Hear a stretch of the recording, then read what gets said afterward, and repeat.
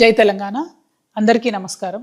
తెలంగాణ రాష్ట్రంలో ప్రభుత్వ విద్యను మొత్తంగా ప్రైవేట్ పరం చేయడానికి గౌరవ ముఖ్యమంత్రి రేవంత్ రెడ్డి గారు నిర్ణయం తీసుకున్నట్టుగా అనిపిస్తూ ఉన్నది.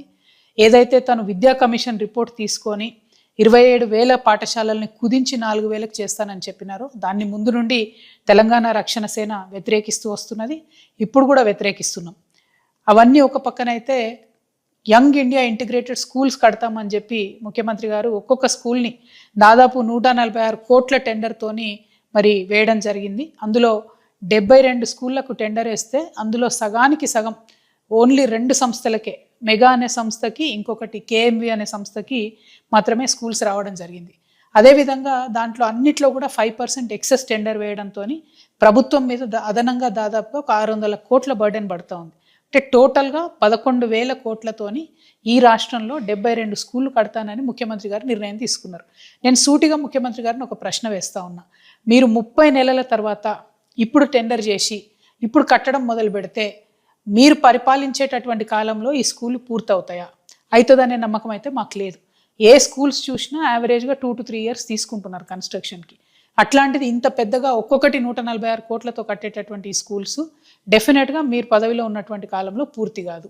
పైగా ఇవి కాన్స్టిట్యున్సీకి ఒకటో, రెవెన్యూ డివిజన్కి ఒకటో పెట్టి అన్ని ఊర్లలో ఉన్నటువంటి పిల్లల్ని తీసుకొచ్చి ఈ స్కూళ్ళల్లో చదివిస్తాం, దానికోసం బస్సులు పెడతామన్నారు. అంటే ఆ బస్సులు కూడా మీరు మెగా సంస్థకే ఇస్తారన్న విషయం ఇప్పటి నుంచి అర్థమవుతున్నది. అంటే విషయం ఏంటంటే మీరు చేస్తున్నటువంటి మొత్తం ప్రణాళిక కూడా రెడ్ కార్పెట్ వేసి తెలంగాణ గ్రామాలలోకి ప్రైవేట్ స్కూళ్ళని ఇన్వైట్ చేయడానికి, అది కూడా ఎవరు? ప్రైవేట్ కార్పొరేట్ స్కూళ్ళని. ఎందుకంటే బడ్జెట్ స్కూళ్ళకు మీరు 120 కోట్ల రూపాయలు ఇవ్వాలి, ఇంతవరకు రిలీజ్ చేస్తలేరు. మీరు 120 కోట్ల రూపాయలు బడ్జెట్ స్కూళ్ళకు ఉన్న అప్పులు రిలీజ్ చేస్తే ఎన్నో వందలాది స్కూళ్ళు కూడా బాగుపడతాయి. కానీ మీరు వాటిని చంపేస్తున్నారు. కేవలం కార్పొరేట్ స్కూళ్లకు మీరు ఎర్రతివా చేసి ఊర్లలోకి పిలిపించే ప్రయత్నం చేస్తున్నారు. దీన్ని మేము తీవ్రంగా వ్యతిరేకిస్తూ ఉన్నాం. ఈ టెండర్ల విషయంలో కూడా చాలా స్కూళ్లకు ఓన్లీ 2 టెండర్లు 3 టెండర్లు మాత్రమే వచ్చినాయని చెప్తున్నారు.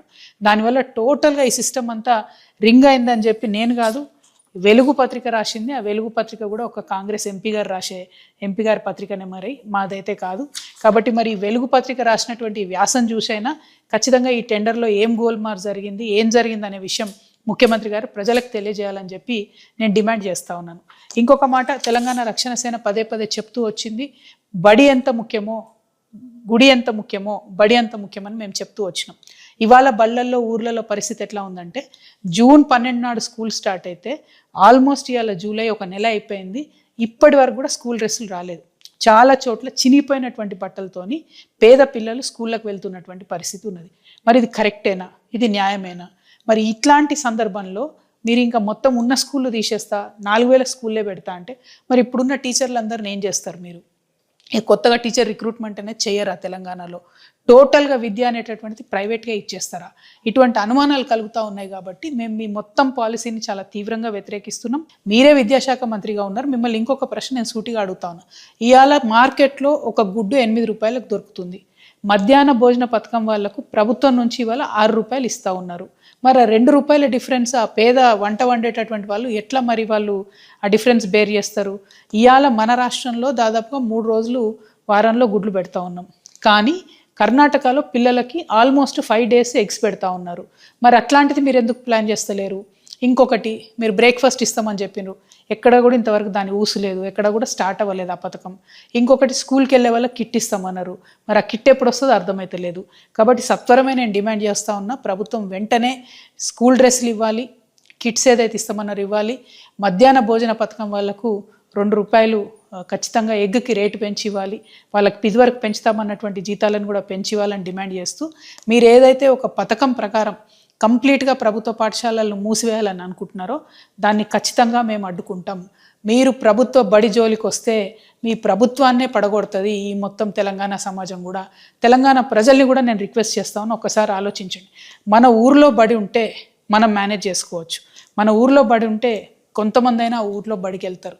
కంప్లీట్గా బడి తీసుకుపోయి ఎక్కడనో ఏ తహసీల్లోనో పెట్టినట్టయితే, ఏ రెవెన్యూ డివిజన్లోనో పెట్టినట్టయితే నష్టపోయేది ఆడపిల్లలు, చాలామంది ఆడపిల్లలు పంపరు.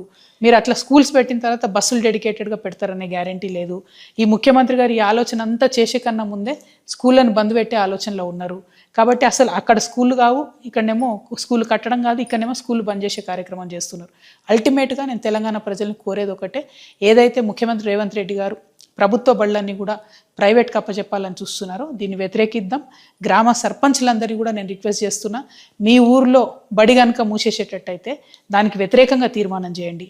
పేరెంట్స్ కమిటీ ఉంటుంది, నేను మిమ్మల్ని రిక్వెస్ట్ చేస్తూ ఉన్నా, బడి మూసేది ఉంటే దానికి మీరు వ్యతిరేకంగా తీర్మానం చేయండి. మధ్యాహ్న భోజన పథకం వాళ్ళు ఉన్నారు, మీతో పాటు మేము నడుస్తాం. గుడ్డు ధర పెంచేంత వరకు కూడా కొట్లాడదాం. పిల్లలకు 3 రోజులు కాదు 5 రోజులు కూడా ఎగ్గిచ్చే విధంగా ప్రభుత్వం మీద ఒత్తిడి తీసుకొద్దాం. ఇట్లా పిల్లలకు పౌష్టికాహారం ఇచ్చి మంచి చదువులు చెప్పాలి. ఉల్టా పని చేస్తున్నటువంటి రేవంత్ రెడ్డి సర్కార్ మాత్రం ఇది కరెక్ట్ చేయడం లేదు. ఈ టెండర్లో జరిగినటువంటి గోల్మాల్ని కూడా ముఖ్యమంత్రి గారు ప్రజలకు చెప్పాలి. పాఠశాలల్ని కాపాడాలి. ప్రభుత్వ పాఠశాలలు ఖచ్చితంగా ప్రతి ఊర్లో ఉండాలని మేము డిమాండ్ చేస్తున్నాం. Thank you. జై తెలంగాణ.